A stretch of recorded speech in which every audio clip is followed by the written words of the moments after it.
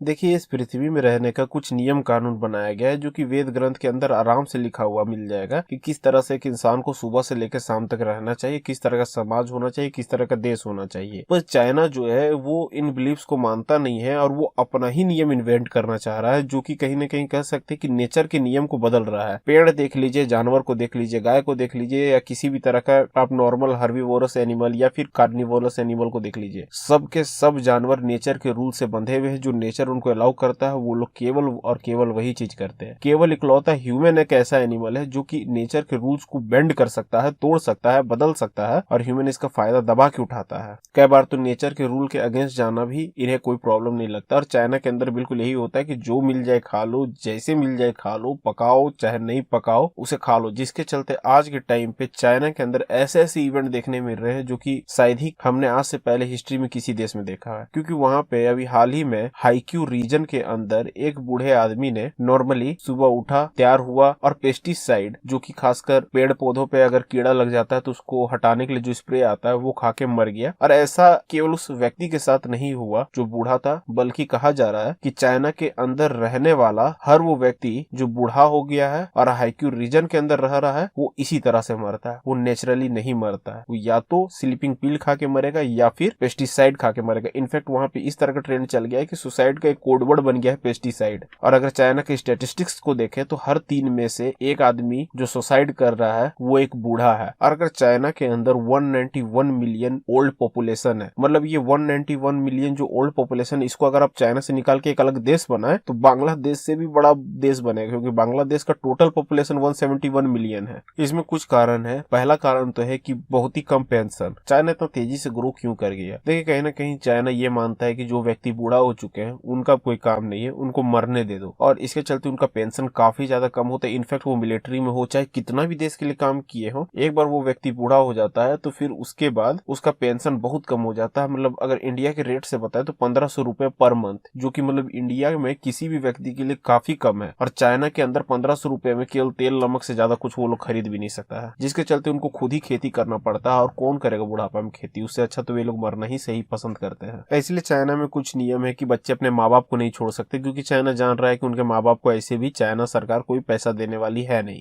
दूसरा तरीका, जो चाइना का लॉ के चलते ये लोग ज्यादा सुसाइड कर रहे हैं, और वो लॉ कुछ इस तरह से है कि चाइना कहती है कि एक बार आप जहाँ पे जन्म ले लिए, जिस प्रॉपर्टी पे जन्म ले लिए, अब आप कायदे से उसी प्रॉपर्टी पे हमेशा रहेंगे। अगर आप रेंट पे रह रहे हैं तो आपको उसी शहर में रेंट पे रहना है। और आपके पास 2 चांस है, अगर आप बाई दी वे उस जगह को छोड़ के कहीं बाहर जाना चाहते हैं दूसरे शहर पे काम करने के लिए, तो आपको गवर्नमेंट की जितनी भी फैसिलिटी है उनको छोड़ना होगा। मतलब एक तरह से आप समझ लीजिए कि दिल्ली में अंदर अगर कोई व्यक्ति जन्म लिया है और अगर उसे एक्टर बनना है तो उसे दिल्ली के अंदर ही कोई ना कोई एक्टिंग का काम ढूंढना होगा, नहीं तो फिर उसे कोई भी गवर्नमेंट फैसिलिटी नहीं मिलेगी और उसे ये सब कुछ खुद के रिस्क पे करना होगा। जिसके चलते क्या होता है कि जो नॉर्मल बच्चे होते हैं वो चल जाते हैं शहर, और जो बूढ़े माँ बाप रहते हैं वो रह जाते हैं घर में। और यहाँ पे चाइना का जो रूल आता है कि अपने माँ बाप को नहीं छोड़ के जा सकते हैं, वो लोगों को और परेशान, मतलब किस टाइप का नियम बनाया, एक नियम दूसरे नियम को काट देता है। और यहाँ पे होता क्या है कि जो बूढ़े माँ बाप है वो अपने ग्रैंड सन को संभालते हैं। कायदे से उनका पेंशन कम है तो उनको काम करना पड़ता है। और ये भी देखा गया है कि जो चाइनीज न्यू ईयर है वो ऐसा वक्त रहता है जब सारे लोगों के लिए छुट्टी रहता है, और वही एक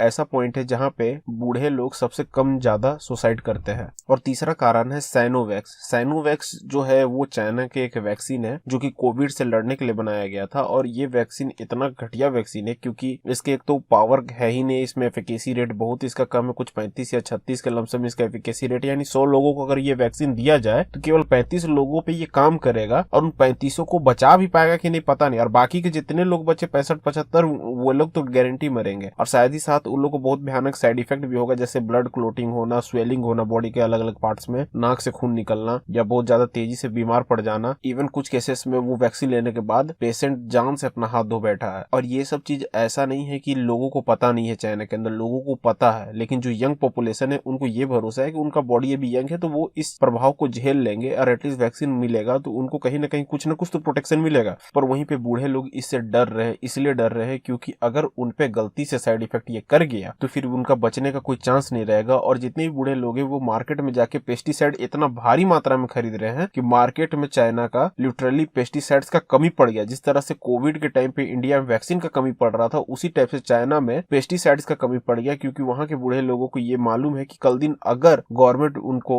वैक्सीन वैक्सीन दे देती है या फिर उनको कोविड हो जाता है तो घुट घुट के मरने से अच्छा है कि ये लोग डायरेक्टली इस पेस्टिसाइड इस सबको खा ले और खा के जल्दी मर जाए। और ऐसा नहीं है कि इसमें केवल बूढ़े लोग ही सैंडविच हो रहे हैं, असल में इसमें एक सैंडविच जनरेशन है। सैंडविच जनरेशन उनको बोला जा रहा है जो कि 1971 के बाद जन्म लिए हैं और 1990 से पहले जन्म लिए हैं। वे लोग आज के टाइम पे चाइना का मैक्सिमम पेरेंट्स पॉपुलेशन है, लेकिन जबकि वो पेरेंट्स पॉपुलेशन है और उनको वर्क फोर्स के लेबर के तौर पे काम कराया जाता है, क्योंकि सबको पता है कि चाइना के पास बेस्ट वर्क फोर्स लेबर है। क्यों? क्योंकि चाइना का नियम ही कुछ इस तरह से है कि आप अपने बच्चे को छोड़िए, यहाँ पे आइए और यहाँ पे काम करके पैसा कमाइए, जिसके चलते बहुत सारे पेरेंट्स अपने बच्चे को लिटरली एबंडन कर देते हैं, छोड़ देते हैं, चाहे वो अनाथ आश्रम में मरे, चाहे रोड में भीख मांगे। और फिर गवर्नमेंट उन बच्चों को किसी न किसी तरह से अपने फायदे के लिए यूटिलाइज कर लेती है, चाहे मार के उनको ऑर्गन बेच देती है। मतलब लिटरली ये इंसान को इंसान की तरह ट्रीट कम कर रहे हैं, एक मशीन और एक सामान के जैसा ज्यादा कर रहे हैं। तो ये था पूरा मांजरा कि क्यों आखिर चाइना के अंदर बूढ़े लोग हाईक्यू के अंदर नेचुरली ना मरते हुए सुसाइड कर रहे हैं। अगर आपको ये वीडियो अच्छा लगा तो please like share and subscribe to our channel हम सब जानते हैं।